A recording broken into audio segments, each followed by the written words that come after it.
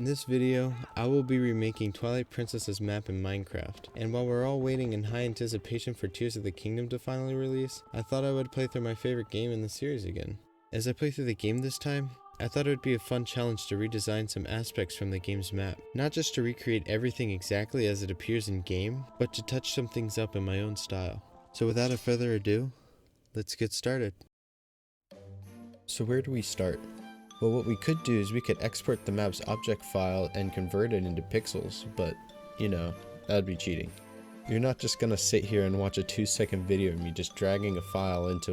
So another reason why we can't just export the world file into Minecraft is because if we go to the area where Ordon Ranch is loaded in, as you can see, Ordon Village is unloaded because they're not gonna eat away at your resources for having all this detailed and stuff, so they're gonna have a low poly version.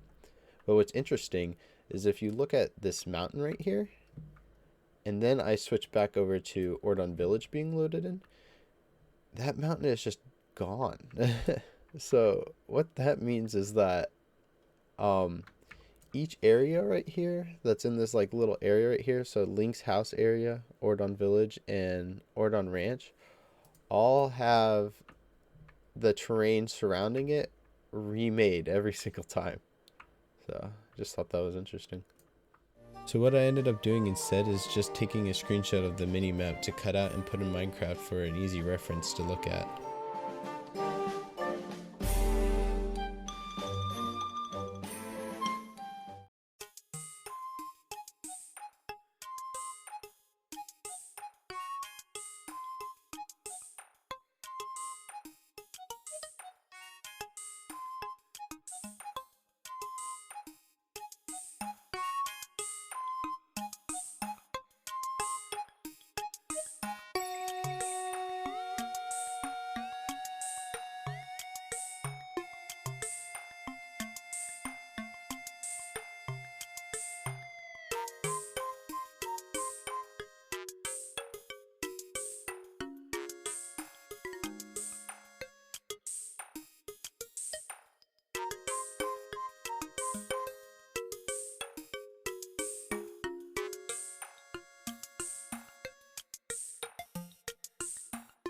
After I'm done with the rough draft of the terrain, I go ahead and make everything stone so I can add in more fine details.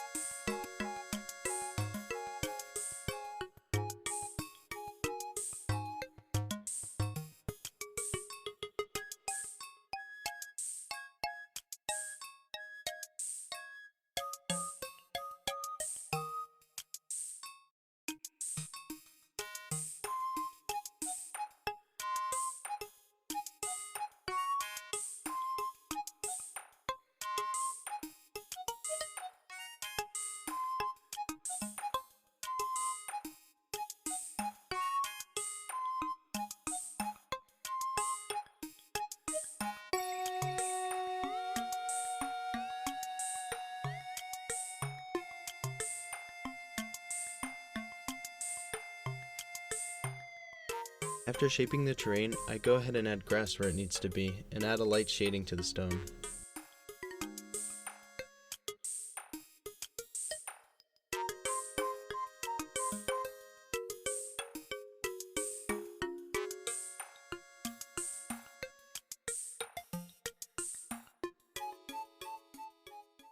With that out of the way, we can start working on houses now. The first house I'm going to start working on is the water wheel house, and I originally wanted to make a comment on how this house has the only fireplace in all of the houses in Ordon Village, but they have no chimney. But to my surprise, there actually is a chimney. It's a small little chimney right there.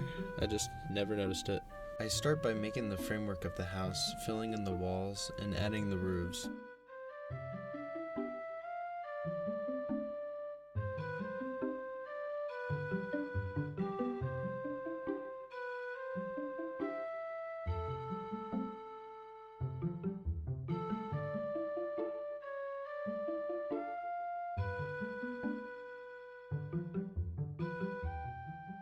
If you look at some of the houses in game, the shingles look to be a bit bluish to me. So I start out with blue, and when I realized that I didn't have a dark enough blue, I switched to cyan, and then eventually come to the conclusion that gray just looks the best, so I go with that.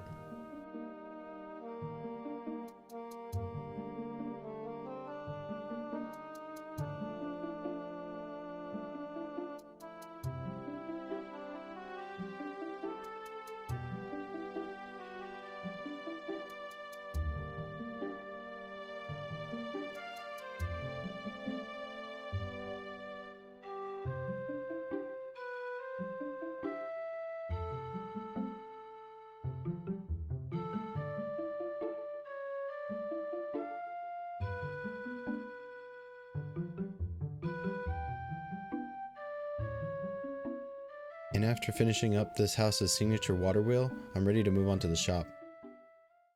The shop is probably my favorite building in Ordon Village. It's got its little sign which has milk and what I think is a wine bottle, kind of false advertising, but it's also on the water, and it has this awesome pink roof because it has to be cooler than all the other buildings. For this house, I start by making 2 circles before building up my framework.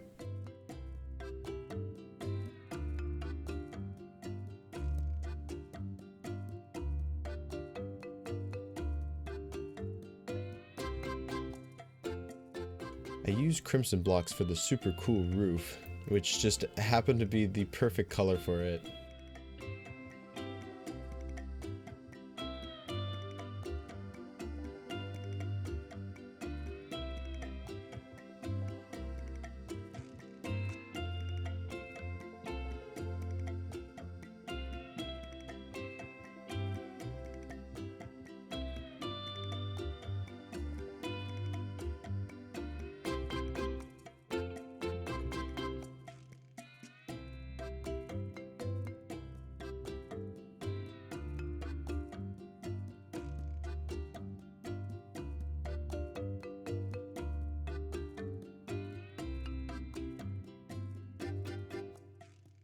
With the shop out of the way, we can get started on the house on the hill.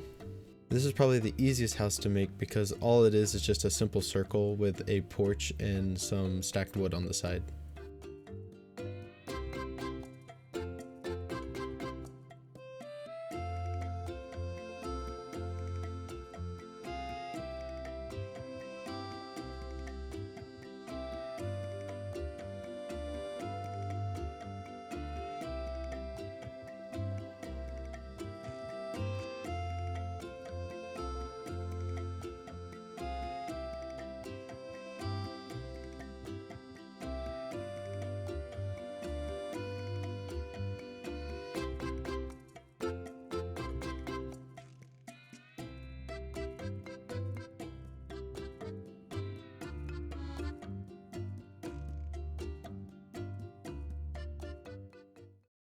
Moving on from the easiest house, we now move on to probably the hardest house.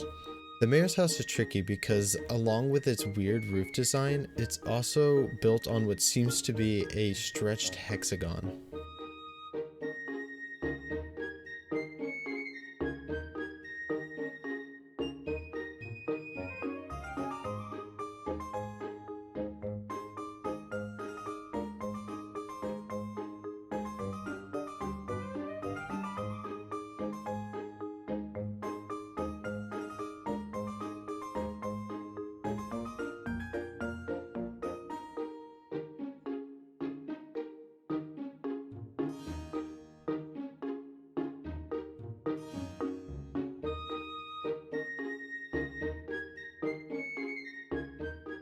We now come to the house that's tucked under the tree.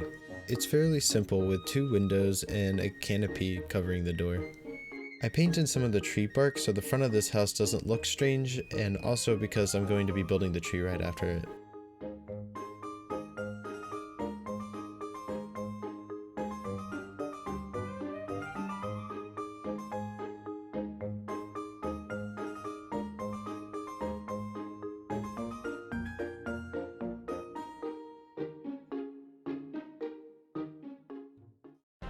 So let's talk about this tree.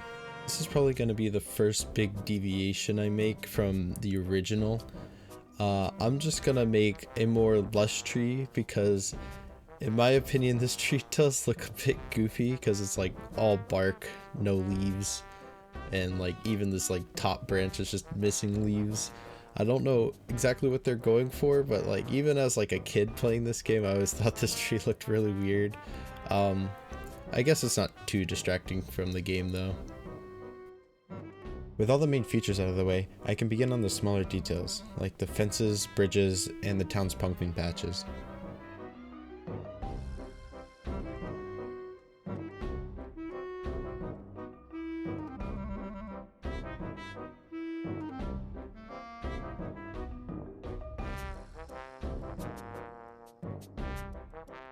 I then decide to add this path from the stone up above to add a waterfall to the water wheel.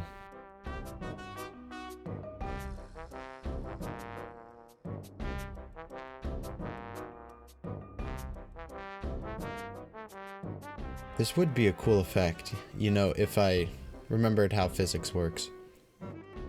And for a little mistake combo, I realized that I forgot to build the rock that the monkey's on at the beginning of the game as well.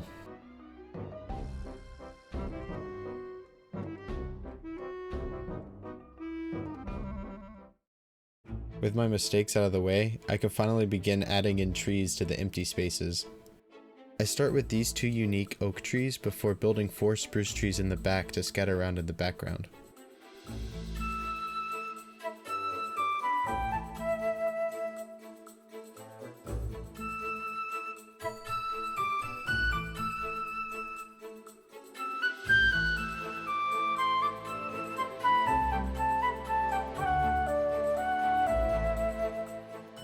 To finalize the build, I go ahead and add in some lanterns to light up some dark spots.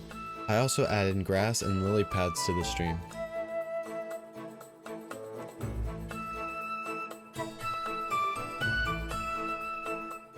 After that's done, we're ready to view the final product.